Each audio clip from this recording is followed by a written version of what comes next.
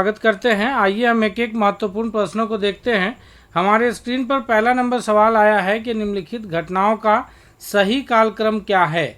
जो 4 घटनाएं दिया है हमारे स्क्रीन पर, अगस्त प्रस्ताव है, क्रिप्स मिशन है, भारत छोड़ो आंदोलन है और कैबिनेट मिशन है। इनमें से कौन सी ये पहले हुई है, यानी कौन किस ईस्वी में हुआ है, उसके हिसाब से हमें कूट में उत्तर करना है सुमेलित करके। जी हाँ, तो हम आपको बता दें कि यहाँ पर अगस्त प्रस्ताव जो है यह 1940 ईस्वी में अगस्त प्रस्ताव आया। क्रिप्स मिशन की अगर हम बात करें तो क्रिप्स मिशन जो है यह 1942 में भारत छोड़ो आंदोलन आया है। उसके बाद जो है यहाँ पर भारत छोड़ो आंदोलन 1942 है। और कैबिनेट मिशन की बात करें तो कैबिनेट मिशन 1946 है। इस तरह अगर यहाँ पर हम ध्यान से देखें तो ये जो क्रिप्स मिशन 1942, भारत छोड़ो आंदोलन 1942 और ये कैबिनेट मिशन 1946, तो ये बिल्कुल सही कालक्रम में है, 1 2 3 4। इसलिए पहला नंबर प्रश्न का ऑप्शन ए के रूप में करेक्ट आंसर उत्तर जाना जाएगा। अगला सवाल है कि निम्नलिखित में से कौन सा कथन सही नहीं है। जी हाँ, लॉर्ड माउंटबेटन भारत के अंतिम वायसराय थे।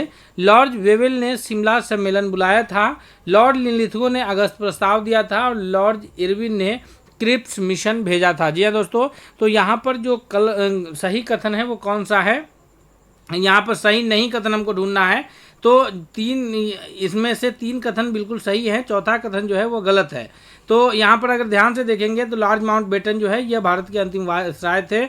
यानी जब भारत स्वतंत्र हुआ 1947 में, तो लॉर्ड माउंटबेटन ही उस वक्त वायसराय थे। इसलिए लॉर्ड माउंटबेटन को जो है स्वतंत्र भारत का पहला गवर्नर जनरल कहा जाता है या पहला वायसराय कहा जाता है। उसके बाद जो है स्वतंत्र भारत का अगर पहला भारतीय गवर्नर जनरल की बात आती है तो वो सी राजगोपालचारी जाने जाते हैं। सी राजगोपालचारी जो है यह स्वतंत्र भारत के प्रथम भारतीय गवर्नर जनरल थे। उसके बाद गवर्नर जनरल का पद समाप्त कर दिया जाता है। तो यहाँ पर लॉर्ड माउंटबेटन जो है वो अंतिम थे, वायसराय। लॉर्ड वेवेल ने शिमला सम्मेलन बुलाया था, बिल्कुल सही है। लॉर्ड वेवेल के द्वारा जो है शिमला सम्मेलन बुलाया गया था और ये 1945-46 में जो है ये लॉर्ड वेवेल यहाँ के ये थे। उसके बाद लॉर्ड लिनलिथगो ने जो है ये अगस्त प्रस्ताव दिया था। लॉर्ड लिनलिथगो अगस्त प्रस्ताव कौन दिए थे, तो लॉर्ड लिनलिथगो 1940 ईस्वी में अगस्त प्रस्ताव इनके द्वारा प्रस्तुत किया गया था। लॉर्ड इरविन का जो शासनकाल रहा है वो 1930-31 का शासनकाल रहा है। और क्रिप्स मिशन जो आया है यह आया है 1942 में लॉर्ड लिनलिथगो के समय में। इसलिए यहाँ पर जो गलत कथन है वो डी है, डी ही सही उत्तर हो जाएगा, क्योंकि यहाँ पर हमें गलत कथन ही ढूंढना है। तो लॉर्ड इरविन का शासनकाल 1930 से 30 के आसपास था और लॉर्ड गांधी इरविन समझौता 1931 में हुआ था।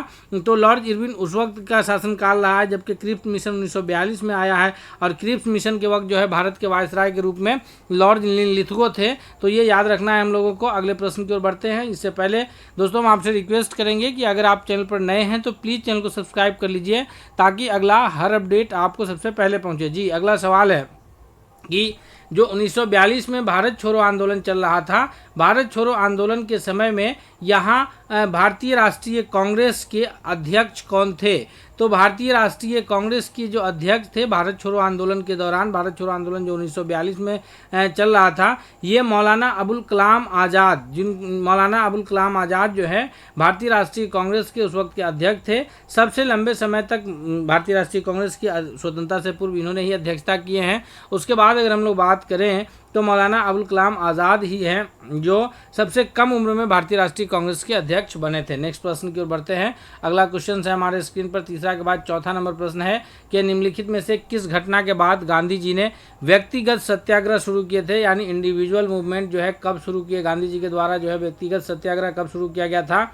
तो इस चौथा नंबर प्रश्न के लिए सबसे सही जवाब ये होगा कि गांधी जी के द्वारा जो व्यक्तिगत सत्याग्रह की शुरुआत की गई थी यह किस घटना के बाद हुई थी। तो इसका सही जवाब है ऑप्शन ए कि क्रिप्स मिशन की असफलता के बाद जो है क्रिप्स मिशन की असफलता के बाद गांधी जी ने व्यक्तिगत सत्याग्रह शुरू किए थे। ये 1900 जो पहले व्यक्तिगत सत्याग्रही थे वो थे आचार्य विनोबा भावे। याद रखिएगा, आचार्य विनोबा भावे जो है आचार्य विनोबा भावे ये पहले सत्याग्रही थे। अगले प्रश्न की ओर बढ़ते हैं। नेक्स्ट सवाल है हमारे स्क्रीन पर कि निम्नलिखित में से कौन सा कथन आज़ाद हिंद फौज INA के संबंध में सही है। आज़ाद हिंद फौज जो है, जो जिसका ये नेतृत्व जो है नेताजी सुभाष चंद्र बोस किए थे, तो इसमें से कौन सा कथन सही है। सही कथन ढूंढना है। 4 में से एक कथन सही है, 3 कथन गलत है। आपको जो प्रश्न है वो कंफ्यूज किया जाएगा।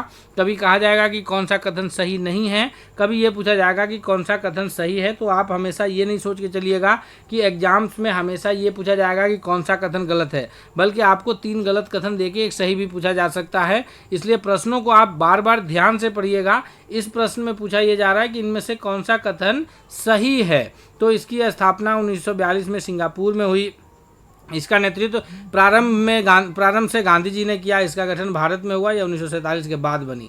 तो यहाँ पर ये आप तीनों जो कथन देख रहे हैं, ये तीनों एक तरफ से गलत कथन है। कि इसका नेतृत्व गांधी जी कभी किए ही नहीं, ये सुभाष चंद्र बोस इसका नेतृत्व किए थे।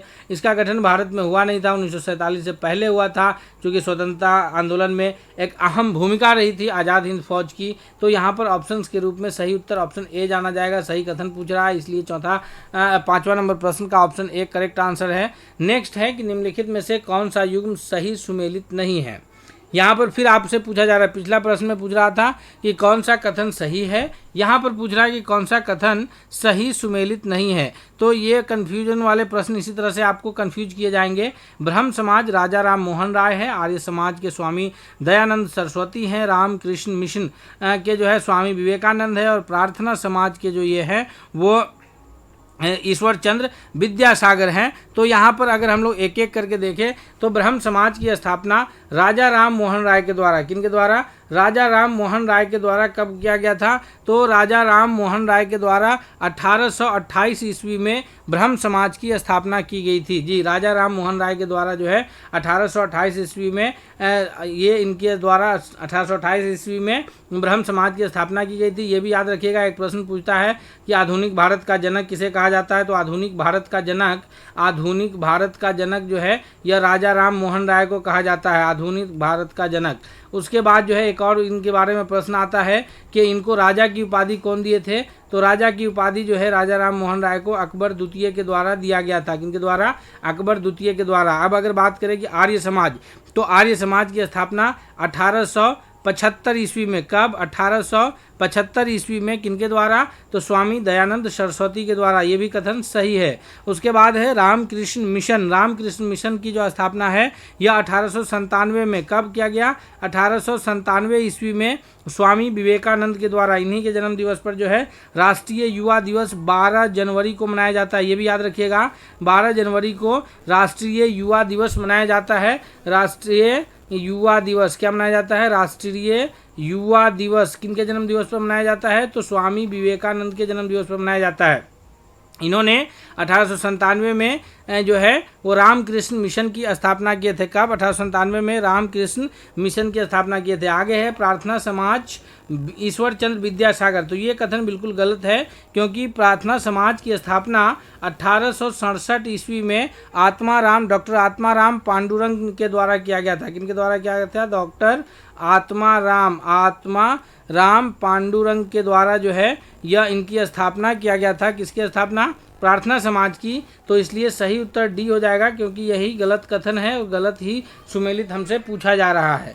सवाल अगला है कि सती प्रथा के उन्मूलन में सबसे प्रमुख भूमिका किसकी रही है। हम सभी याद करते हैं कि सती प्रथा का उन्मूलन जो है 1829 ईस्वी में लॉर्ड विलियम बेंटिक के द्वारा जो है किया गया था। किनके द्वारा, लॉर्ड विलियम बेंटिक के द्वारा कब किया गया था। सती प्रथा का जो ख़त्म है ये 1829 ईस्वी में, जो उस वक्त यहाँ के गवर्नर जनरल थे लॉर्ड विलियम बेंटिक के द्वारा जो है इसको ख़त्म किया गया था 1829 में। लेकिन जो इसमें प्रमुख भूमिका थी वो राजा राम मोहन राय की एक महत्वपूर्ण भूमिका थी इसको ख़त्म कराने में। किसको, सती प्रथा को ख़त्म कराने में जो सबसे अहम भूमिका थी वो राजा राम मोहन राय की थी। अगला सवाल है, सवाल नंबर 8वां है हमारे स्क्रीन पर कि थियोसॉफिकल सोसाइटी का भारत में मुख्यालय कहाँ स्थापित किया गया। थियोसॉफिकल सोसाइटी का भारत में मुख्यालय जो है यह कहाँ स्थापित किया गया था। तो आपको बता दें कि थियोसॉफिकल सोसाइटी का जो स्थापना है भारत में यह अड्यार यानी जो कि आधुनिक मद्रास में है, अड्यार में किया गया था। यह 1875 में, वैसे तो इसकी थियोसॉफिकल सोसाइटी की स्थापना 1875 ईस्वी में अमेरिका के न्यूयॉर्क शहर में किया गया था, लेकिन यहाँ भारत में इसका प्रचार प्रसार जो है मुख्य रूप से Shrimati Annie Besant, Shrimati Annie Besant के द्वारा इसका प्रमुख प्रचार प्रसार किया गया। श्रीमती एनी बेसेंट जो है यह एक भारत में आई विदेशी मूल की महिला थी। इन्होंने जो है भारतीय राष्ट्रीय कांग्रेस की सबसे पहले अध्यक्षता की है, यानी पहली महिला अध्यक्ष भी कौन है, तो श्रीमती एनी बेसेंट ही हैं, और इन्हीं के द्वारा जो है थियोसॉफिकल सोसाइटी का ये भारत में प्रचार प्रसार 1875 ईस्वी में किया गया था। अगले सवाल के बढ़ते, सवाल नंबर 9 है कि सत्य शोधक समाज की स्थापना किसने किया था। जी हाँ, सत्य शोधक समाज की स्थापना इनमें से किनके द्वारा किया गया था, तो सत्य शोधक समाज की स्थापना ज्योतिबा राव फूले के द्वारा, ज्योतिबा फूले जी के द्वारा 1873 में। कब? 1873 में। कहाँ किया गया था, तो महाराष्ट्र में। कहाँ किया गया था? महाराष्ट्र में ज्योतिबा फूले के द्वारा किया गया था। इसका मुख्य काम था महिला उत्थान के लिए और जो है दलितों और महिलाओं के उत्थान के लिए इन्होंने जो है सत्यशोधक समाज का निर्माण, सत्यशोधक समाज की स्थापना किए थे। महिलाओं और जो दलितों के उत्थान के लिए ज्योतिबा फूले के द्वारा सत्यशोधक समाज की स्थापना 1873 में किया गया। जी हाँ, 2 बार 3 बार जब एक ही प्रश्न को आप पढ़िएगा तो फिर आपको रट्टा मारने की जरूरत नहीं आएगी, क्योंकि सबसे ज़्यादा कन्फ्यूजन वाले प्रश्न इतिहास से ही रहते हैं और उसमें हम लोग को कन्फ्यूज हो जाते हैं सन ईस्वी में। अगला है कि इनमें चंपारण सत्याग्रह 1917 मुख्य रूप से किस प्रथा के विरोध में था। जी हाँ, रैयतवाड़ी व्यवस्था है, कठिया प्रथा है, अस्थाई बंदोबस्त है और महालवाड़ी प्रथा या महालवाड़ी व्यवस्था। ये सभी व्यवस्था जो है, रैयतवाड़ी हो, तिनकठिया हो, अस्थाई बंदोबस्त हो, महालवाड़ी हो, ये सभी कृषि से संबंधित व्यवस्था है। आपको पता होगा कि भू राजस्व से संबंधित ये सारा व्यवस्था था। कौन? तो रैयतवाड़ी, तिनकठिया और अस्थाई बंदोबस्त। तो चंपारण सत्याग्रह तो तिनकठिया प्रथा के विरुद्ध था, यानी ऑप्शन बी करेक्ट आंसर हो जाएगा, क्योंकि चंपारण के किसानों को, जो अभी आधुनिक मोतिहारी और बेतिया जिला के नाम से आप जो जानते हैं, मोतिहारी और बेतिया, किन किन जिला को? मोतिहारी और बेतिया। मोतिहारी को जो है पूर्वी चंपारण कहा जाता है, यानी ईस्ट चंपारण, और बेतिया को वेस्ट चंपारण यानी पश्चिमी चंपारण कहा जाता है। दोनों जिला को मिलाकर के चंपारण जो है एक जिला था। चंपारण बिहार का ये प्रमुख जिला था। यहाँ पर नील की खेती जो है अंग्रेज जबरन करवाते थे भारतीय यहाँ के किसानों से। 20 कट्ठा का 1 बीघा होता है और उस 20 कट्ठे में से 3 कट्ठा में हर हाल में नील की खेती करनी पड़ती थी। यही तिनकठिया व्यवस्था था। इसी के विरुद्ध गांधी जी अपना पहला सफल सत्याग्रह जो है चलाए थे। अब अगर बात करें कि रैयतवाड़ी व्यवस्था को भी थोड़ा सा हम लोग जान ले, तो रैयतवाड़ी व्यवस्था जो है ये भू राजस्व की व्यवस्था थी। यह थॉमस मुनरो, किनके द्वारा? याद रखिएगा, ये पूछा जाता है प्रश्न में कि थॉमस मुनरो और जो है थॉमस मुनरो और अलेक्जेंडर रीड के द्वारा जो है, अलेक्जेंडर रीड के द्वारा इसको जो है मद्रास और मुंबई के क्षेत्र में, मद्रास और बॉम्बे यानी दक्षिण इंडिया के क्षेत्र में जो है इसको शुरू किया गया था, मद्रास और बॉम्बे के क्षेत्र में रैयतवाड़ी व्यवस्था को। उसके बाद अगर हम लोग बात करें अस्थाई बंदोबस्त की, तो ये 1793 ईस्वी में। कब? 1793 ईस्वी में लॉर्ड कॉर्नवालिस के द्वारा यह लागू किया गया था। लॉर्ड कॉर्नवालिस के द्वारा जो है अस्थाई बंदोबस्त लागू किया गया था। और अगर हम लोग महालवाड़ी व्यवस्था की बात करें तो ये 1822 के आसपास जो है हॉल्ट मैकिन्जे के द्वारा पंजाब में महालवाड़ी व्यवस्था लागू किया गया था। कहाँ लागू किया गया था? पंजाब में। और ये कौन थे? तो हॉल्ट मैकिन्जे के द्वारा जो है यह लागू किया गया था। याद रखिएगा, एक प्रश्न से हम इस तरह से डील करेंगे कि आपका कई सारा प्रश्न आप परीक्षा में आने पर हल कर सके। इसलिए आपसे रिक्वेस्ट भी है कि अगर आप चैनल पर नए हैं तो प्लीज़ चैनल को सब्सक्राइब करते हुए बेल आइकन को प्रेस कर लीजिए, ताकि अगला हर अपडेट आपको सबसे पहले पहुँचे। सवाल है कि बिहार में किसान आंदोलन के जनक के रूप में किसे जाना जाता है। यह बिहार स्पेशल प्रश्न है कि बिहार का जो किसान आंदोलन रहा है इसके जनक कौन जाने जाते हैं। जी, राजेंद्र प्रसाद, स्वामी सहजानंद सरस्वती हैं, जयप्रकाश नारायण हैं और अनुग्रह नारायण सिंह हैं। इनमें से किनको बिहार किसान आंदोलन के जनक के रूप में जाना जाता है?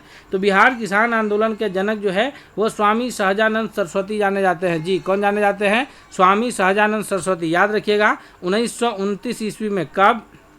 1929 ईस्वी में बिहार प्रांतीय किसान सभा जो है इन्होंने किया था। बिहार प्रांतीय किसान सभा। जी, बिहार प्रांतीय किसान सभा इनके द्वारा किया गया, कब? 1929 ईस्वी में, और ये जो है किसान आंदोलन के जनक के रूप में जाने जाते हैं। सवाल अगला है 11 के बाद 12वां नंबर सवाल पे हम लोग आएंगे कि या इसमें जो है बिहार में स्थित गोल घर का निर्माण किसने करवाया था? तो आपको पता होगा कि गोल घर जो है, जो पटना में स्थित गोल घर है, ये बहुत ही फेमस रहा है, स्वतंत्रता आंदोलन से पूर्व से ही यह बहुत फेमस रहा है गोल घर। तो इस गोल घर का निर्माण जो है यह मुख्य रूप से जो 1786 में हुआ, कब हुआ था गोल घर का निर्माण? 1786 ईस्वी में हुआ है। 1770 ईस्वी में भीषण अकाल पड़ा था, याद रखिएगा 1770 ईस्वी में जो है वह भीषण अकाल पड़ा था, और उस अकाल के समय जो है अनाज इकट्ठा नहीं था। तो आगे इस तरह की अकाल पड़ने की स्थिति में अनाज को इकट्ठा रखने के लिए पटना में गोल घर का निर्माण करवाया गया। उस वक्त जो वायसराय यहाँ थे वो लॉर्ड कॉर्नवालिस थे, 1786 के आसपास, यानी लॉर्ड कॉर्नवालिस के शुरू का समय था यह। अगला है 12वां के बाद 13वां नंबर प्रश्न है हम लोग के स्क्रीन पर। 13वां नंबर क्वेश्चन क्या कह रहा है ये देखते हैं। तो 13वां नंबर प्रश्न है कि निम्नलिखित में से कौन सा युग्म सही सुमेलित नहीं है? जी, अब ये जो प्रश्न है ये साइंस से रिलेटेड प्रश्न है। कह रहा है कि इनमें से कौन सा युग्म सही सुमेलित नहीं है? पित्त रस, यकृत, उसके बाद जो है इंसुलिन अग्नाशय है, पेप्सिन जो है यह आमाशय है, और थायरॉक्सिन जो है यह पीयूष ग्रंथि है। तो यहाँ पर 13वां नंबर प्रश्न में हम लोग देखेंगे कि थायरॉक्सिन जो है यह पीयूष ग्रंथि से नहीं, बल्कि थायरॉक्सिन जो है यह थायराइड ग्रंथि से निकलता है। किससे? थायराइड ग्रंथि से, थायराइड ग्रंथि से यह निकलता है। इसलिए यहाँ पर ये ऑप्शन डी जो है गलत सुमेलित है, सही सुमेलित नहीं है पूछ रहा है, इसलिए डी ऑप्शन इसका सही जवाब के रूप में उत्तर जाना जाएगा। बाकी 14वां नंबर प्रश्न है हमारे स्क्रीन पर कि निम्नलिखित में से कौन सा तत्व मानव के शरीर में सबसे अधिक मात्रा में पाया जाता है? जी, कैल्शियम है, ऑक्सीजन है, कार्बन है, नाइट्रोजन है। अगर आप ये सोचते हैं कि सबसे अधिक मात्रा में, मानव के शरीर में बहुत सारी हड्डियां हैं इसलिए सबसे अधिक मात्रा में कैल्शियम पाया जाएगा, तो ये आपका कथन गलत हो जाएगा, क्योंकि कैल्शियम जो है हड्डियों को बनाए रखता है, मजबूत रखता है। आगे ऑक्सीजन है, हम सांस के रूप में ऑक्सीजन लेते हैं, उसके बाद कार्बन डाइऑक्साइड है, फिर जो है नाइट्रोजन है। तो मानव के शरीर में सबसे अधिक मात्रा की अगर हम लोग बात करें तो वो ऑक्सीजन पाया जाता है सबसे अधिक मात्रा में। कितना है वो जो है ऑक्सीजन, यह 65% के आसपास पाया जाता है। कार्बन जो है ये 18% के आसपास जो है मानव के शरीर में पाया जाता है। कितना? 18%। हाइड्रोजन जो है यह 10% पाया जाता है, और नाइट्रोजन जो है यह 3% पाया जाता है। अगले प्रश्न की ओर बढ़ते हैं। नेक्स्ट सवाल है कि निम्नलिखित में से किस धातु को चाकू से आसानी से काटा जा सकता है? यानी चाकू से काटने का अर्थ ये है कि इनमें से कौन सी धातु मुलायम होती है। धातु जनरली जो है वो हार्ड होता है, जितने भी धातु है वो हार्ड है, जैसे लोहा है, तांबा है, एल्युमिनियम है, सोना है, चांदी है। तो ये सारे धातु जो है लोहा, तांबा, एल्युमिनियम, सोना, चांदी, ये सभी क्या है कि हार्ड है, चाकू से काटना इसे मुश्किल है। लेकिन कुछ ऐसे धातु हैं जो इतने हार्ड नहीं होते हैं, यानी हम ये नहीं कहेंगे कि वो कमरे के ताप पर केवल जो है पारा या मरकरी एक ऐसा धातु है जो द्रव अवस्था में रहता है। किस अवस्था में रहता है? द्रव अवस्था में, पिघला हुआ रूप में रहता है। लेकिन बाकी जितनी धातुएं हैं सभी धातु ठोस अवस्था में रहती है। तो यहाँ पर जो है जो धातु चाकू से काटा जा सकता है वो सोडियम और मैग्नीशियम, सोडियम और मैग्नीशियम दो ऐसे धातु हैं जिसको चाकू से आसानी से काटा जा सकता है, सोडियम और मैग्नीशियम को। तो इसलिए ऑप्शन इसका सी हो जाएगा। याद रखिएगा सोडियम और मैग्नीशियम, मैग्नीशियम आंसर में नहीं है। अगर मैग्नीशियम दे ऑप्शन में तो एक से अधिक वाले ऑप्शन को आप लोग टिक कीजिएगा। सवाल 16 है कि किसी वस्तु का वेग अगर दोगुना कर दे तो उसकी गतिज ऊर्जा कितनी हो जाएगी? जी, अगर किसी वस्तु का वेग बढ़ा दिया जाए तो उसकी गतिज ऊर्जा कितनी होगी? आपको पता होगा कि काइनेटिक एनर्जी, जिसको हम लोग गतिज ऊर्जा कहते हैं, उसका सूत्र क्या होता है? तो 1/2 हाफ mv²। हाफ mv² जो है यह गतिज ऊर्जा का सूत्र होता है। अब आगे कह रहा है कि अगर हम लोग वेलोसिटी यानी वेग को दुगुना कर दे, यानी v जो है अब क्या हो जाएगा? 2 गुना हो जाएगा, 2v हो जाएगा। तो यहाँ पर अब काइनेटिक एनर्जी क्या हो जाएगा? ये हाफ m तो रह ही जाएगा जो पहले से है, और v की जगह पे 2 का स्क्वायर हो जाएगा। तो यहाँ पे हम लोग ये कह सकते हैं कि हाफ m तो रह गया और 2 की जगह पे कितना हो गया? 4v²। चूँकि v को हम लोग क्या किए हैं? 2v किए हैं, तो 4v² हो गया। यानी 4 गुने हम लोग क्या कह सकते हैं कि हाफ mv² है। 4 गुने हाफ mv² हो गया। तो इस तरह से हम ये कह दिए कि अगर हम लोग वेग को बढ़ा रहे हैं, दुगुना कर रहे हैं, तो उसका गतिज ऊर्जा 4 गुना बढ़ोतरी होगा। ये फॉर्मूला तो याद रखिएगा। और अगर वेग 3 गुना हो जाए तो अगर वेग 3 गुना हो जाएगा तो फिर 3 का स्क्वायर कर दीजिए तो उसके गतिज ऊर्जा में 9 गुनी वृद्धि होगी। और अगर वेग 4 गुना हो जाए तो फिर 4 का स्क्वायर कीजिएगा तो उसके गतिज ऊर्जा में 16 गुना वृद्धि होगा। यानी आप दोगुना नहीं कीजिएगा, चूंकि यहाँ पे 2 दिया है तो ये कंफ्यूज नहीं कीजिएगा कि 2 गुना है, 2 है तो 4 गुना हो गया, तो 3 है तो 6 गुना होगा। जी नहीं, चूंकि v का स्क्वायर है तो वो स्क्वायर में बढ़ेगा। दुगुना अगर वेग होगा तो 4 गुना उसकी एनर्जी हो जाएगी, और अगर 3 गुना वेग होगा तो 9 गुना एनर्जी बढ़ जाएगी, और अगर 4 गुना वेग बढ़ाएंगे तो उसकी एनर्जी 16 गुना बढ़ जाएगी। जी अगले प्रश्न की ओर बढ़ते हैं। सवाल है कि प्रकाश के अपवर्तन में कौन सी घटना घटती है? प्रकाश के अपवर्तन से कौन सी घटना घटती है प्रकाश के अपवर्तन के कारण? तो 3 प्रमुख क्रिया है, याद रखिएगा। अपवर्तन की क्रिया, एक क्रिया है जो परावर्तन की क्रिया है, और एक है जिसको हम लोग प्रकीर्णन के नाम से जानते हैं। किस नाम से जानते हैं? प्रकीर्णन। तो ये तीनों घटनाओं की वजह से बहुत सारी घटनाएं घटती है। तो आसमान का नीला दिखना यह मुख्य रूप से जो है प्रकीर्णन के कारण होता है। प्रकाश का स्कैटरिंग ऑफ लाइट आप लोग पढ़े होइएगा, तो ये प्रकीर्णन के कारण आसमान का रंग नीला दिखता है। तारों का टिमटिमाना जो है ये वायुमंडलीय अपवर्तन के कारण होता है। वायुमंडलीय अपवर्तन के कारण तारा जो है वो टिमटिमाता हुआ नजर आता है। इंद्रधनुष बनने में अपवर्तन की क्रिया होती है, प्लस टोटल इंटरनल रिफ्लेक्शन जिसको हम लोग कहते हैं, आंतरिक परावर्तन कहते हैं। आंतरिक परावर्तन होता है, आंतरिक परावर्तन होता है, प्लस विक्षेपण होता है। उसके बाद परछाई का बनना जो है, तो यहाँ पर सही उत्तर के रूप में जो घटना जानी जाएगी 17 का, वो बी हो जाएगा कि तारों का टिमटिमाना जो है यह अपवर्तन के कारण है। चूंकि परछाई का बनना ये परावर्तन के कारण हो जाएगा, ये केवल परावर्तन के कारण होगा। उसके बाद आकाश का नीला दिखना प्रकीर्णन के कारण है, तो सिर्फ तारों का टिमटिमाना जो है ये अपवर्तन के कारण है। इंद्रधनुष में 3 चीज़ आता है, अपवर्तन आता है, आंतरिक परावर्तन आता है, और फिर जो है विक्षोपन आता है। तो ये 3 चीज़ इसमें आता है। अगले प्रश्न की ओर बढ़ते हैं। सवाल नंबर 18 है। 18वें नंबर सवाल की तरफ हम लोग आ चुके हैं। हम आपसे फिर एक बार रिक्वेस्ट करते हैं कि अगर आप चैनल पर नए हैं तो प्लीज़ चैनल को सब्सक्राइब कर लीजिए।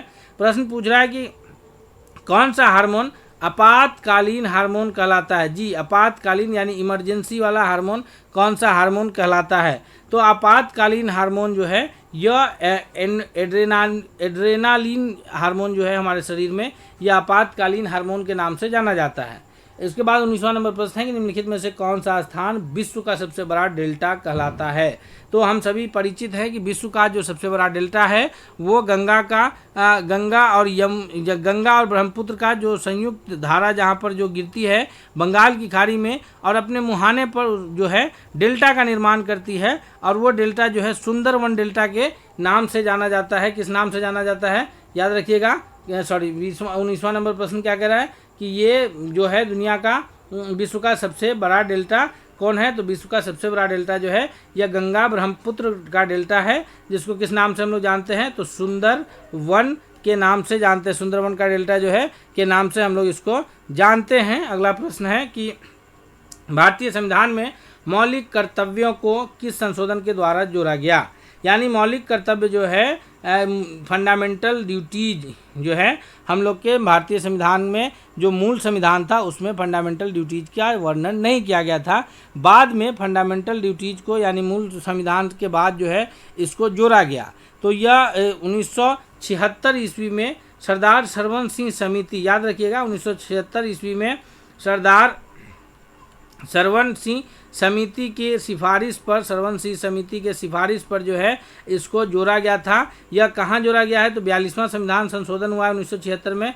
कौन सा? 42वां संविधान संशोधन हुआ है। कब हुआ है? 1976 में। जोड़ा कहाँ गया है? तो भाग 4A में, भाग कौन सा? भाग 4 में जोड़ा गया है। और अनुच्छेद कौन सा है ये भी याद रखिएगा। तो अनुच्छेद जो है वो 51 है। 51A में इस बात का वर्णन किया गया है। भाग 4 जो कि नीति निर्देशक तत्व है 36 से 51 तक, उसी 51A में जो है इसको शामिल किया गया है। दोस्तों इस प्रकार जो महत्वपूर्ण प्रश्न थे उसको हम लोग इसमें कवर किए हैं। हम आगे भी आपके लिए रोज़ एक प्रैक्टिस सेट या कहिए कि हम इस तरह के जो प्रश्नों का सेट कराएंगे जिससे आपकी तैयारी बेहतर हो जाए। इसलिए आपसे चलते चलते फिर एक बार रिक्वेस्ट है कि अगर चैनल पर नए हैं तो प्लीज़ चैनल को सब्सक्राइब करते हुए बेल आइकन को